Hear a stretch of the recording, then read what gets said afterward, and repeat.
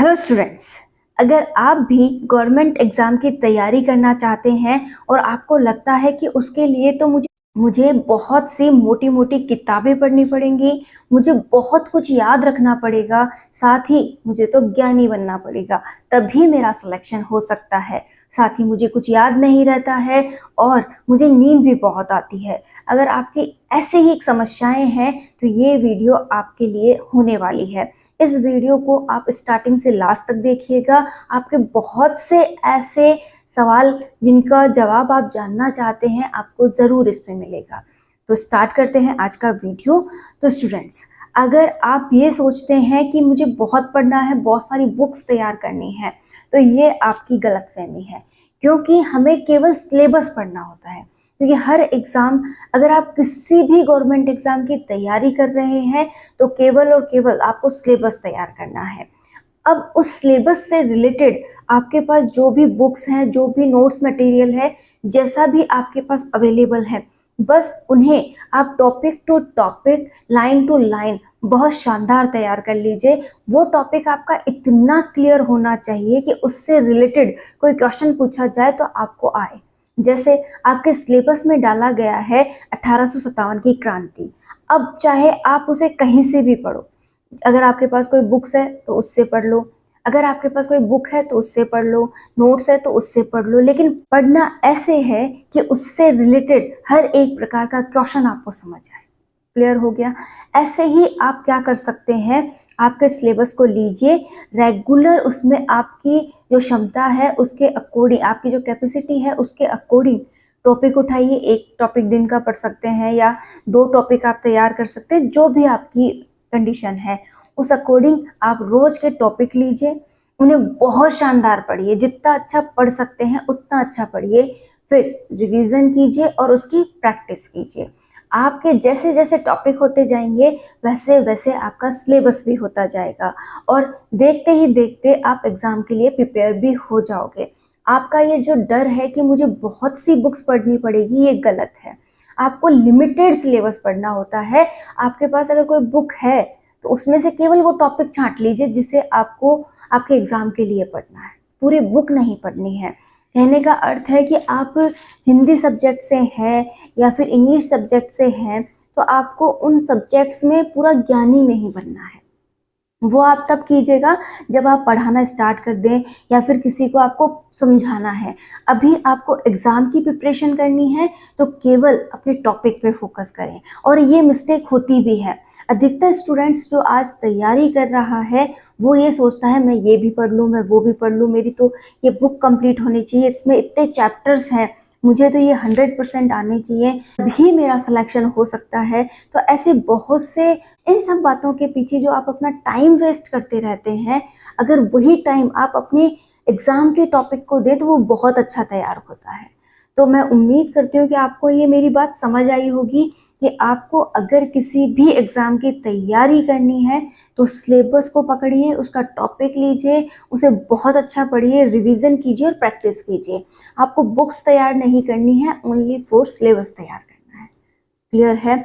अब आपने समझ लिया है कि सिलेबस तैयार करना है। अब कई स्टूडेंट्स यहाँ पर भी गलती करते हैं कि जो टॉपिक लिया उसे पढ़ा, रटने बैठ गए कि मुझे तो ये पेजेस आने चाहिए, मुझे तो दिमाग में एकदम से इनको छापना है, चाहे इनसे रिलेटेड क्वेश्चन मुझे समझ में आए ना आए, क्या पूछा जा रहा है वो मेरे समझ में आए ना आए, बस ये पन्ने मेरे माइंड में छप जाने चाहिए, और वो रटते रहते हैं। ऐसा नहीं, आप जो भी पढ़ें उन्हें समझ के पढ़ें, मतलब कनेक्ट करके पढ़ें। जैसे भी मैंने बोला 1857 की क्रांति ही पढ़ रहे हैं तो आपको जितने भी उसके किरदार हैं उनको समझना है, उनकी छवि माइंड में लानी है, और एक आपको इस तरीके से अपने आप को पिक्चराइज दिखाना है कि हाँ ऐसे क्रांति हो रही होगी, इतने सैनिक आए होंगे, फिर वो छावनी रही होगी। मतलब आपको एक अपने आप को कनेक्ट करते हुए पढ़ना है। जितना ज़्यादा हम कनेक्ट करते हुए पढ़ते हैं वो चीज़ें हमारे लिए ज़्यादा लंबे समय तक टिकती है। और जो लोग कहते हैं मैं भूल जाता हूँ, उनकी मिस्टेक यही है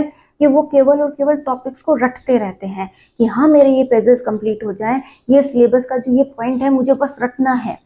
अब उसे कनेक्ट ही नहीं कर रहे हो, उसे आप कहीं से भी प्रैक्टिस नहीं कर रहे हो, वो चीज़ें आपको आएगी कहाँ से? वो तो रटा हुआ है। वो तो आज नहीं तो कल आपको भूलना ही है।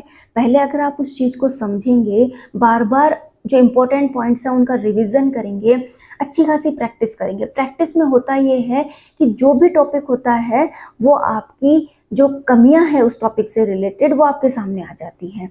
जैसे आपने प्रैक्टिस की, कोई क्वेश्चन नहीं आ रहा है कि हाँ ये तो मैंने पढ़ा ही नहीं, ये मुझे पढ़ना चाहिए, तो ये इन चीज़ों में आपकी मदद करता है। तो जिनको भी ये शिकायत है कि मुझे याद नहीं रहता, वो अपने पढ़ने के तरीके को सुधारें। उन्हें करना क्या है, पढ़ना इस प्रकार से है कि वो किसी ना किसी से कनेक्टेड रहे, आपको समझ आए।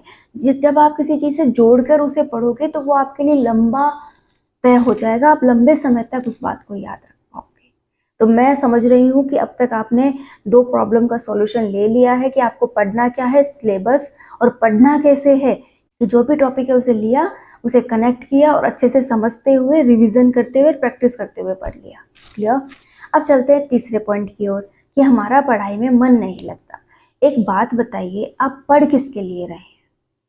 अपने लिए, कि आप पढ़ोगे तो आप बड़े अच्छे ओहदे पर पहुंच जाओगे, आपका नाम होगा, तो आप पढ़ किसके लिए रहे हो? अपने लिए। आप ये उम्मीद क्यों कर रहे हो कि आपके घर वाले, आपके आसपास वाले आपके अकॉर्डिंग रूटीन बनाएं, कि वो भी आपकी तरह ही नॉर्मल ज़िंदगी जिएं, मतलब पढ़ते ही रहें, मौज मस्ती ना करें और अपना अधिकतर समय आपके इर्द गिर्द लगाएं कि भाई ये पढ़ रहा है, इसको ये खाने को दे दो, इसको इस तरीके से पैम्पर करो, हाँ इसे अच्छे से सोने दो, ये पढ़ेगा। ऐसा नहीं होता है। कोई भी आके आपको ये नहीं कहेगा कि भाई तू पढ़ ले। मम्मी पापा ज़रूर कह सकते हैं आपको पढ़ने के लिए, अदरवाइज़ कोई भी आप पे इतना मेहरबान नहीं होगा जो आपको आके कहे कि भाई पढ़ ले, और वही आपके इर्द गिर्द घूमते भी रहेंगे। क्लियर है? तो अपने आप को पहले तो ये समझाओ कि जो बनूंगा, मैं कुछ कर लूंगा तो मेरा ये परिवार, जो मेरे मम्मी पापा हैं वो मेरे लिए इतनी टेंशन लेते हैं, उनके हालातों को सुधारूंगा, और मैं ही अगर नहीं कर पाया तो फिर कब ये अपनी अच्छी जिंदगी जिएंगे। क्लियर है? साथ ही अगर आप कुछ कर लेते हैं तो आप अपना भविष्य, आपके आने वाली कई पीढ़ियों का भविष्य सुधार देते हैं कि हाँ भाई इसके परिवार में ये था और उसने ये किया था। आप कई पीढ़ियों तक याद किए जाते हो। अगर इतनी लंबी जीत को जीतना है तो संघर्ष तो करना पड़ेगा ना। और संघर्ष क्या करना है, दिन रात केवल अपने माइंड का वर्क करना है। आपको कोई यहाँ पर फिजिकल वर्क नहीं करना है।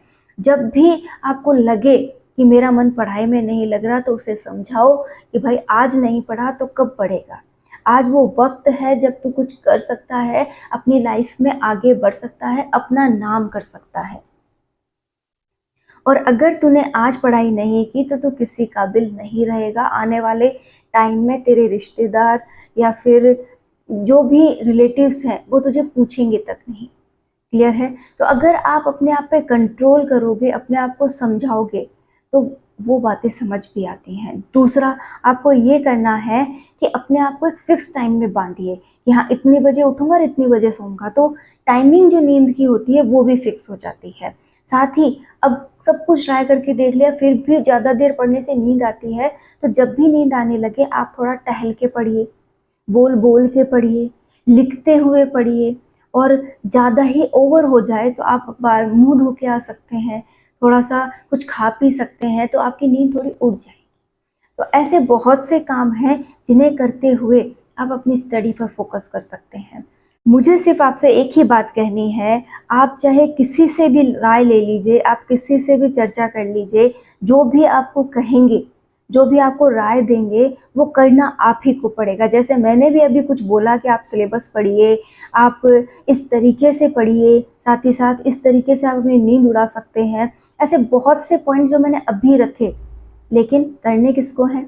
आपको। तो एक ही बात ध्यान रखनी है, अपने अंदर झांकना है, अपना खुद देखना है। क्लियर? अपने आप को निखारना है, अपने आप से लड़ना है कि मैंने आज अगर कुछ नहीं किया तो मैं कल कुछ नहीं कर पाऊंगा।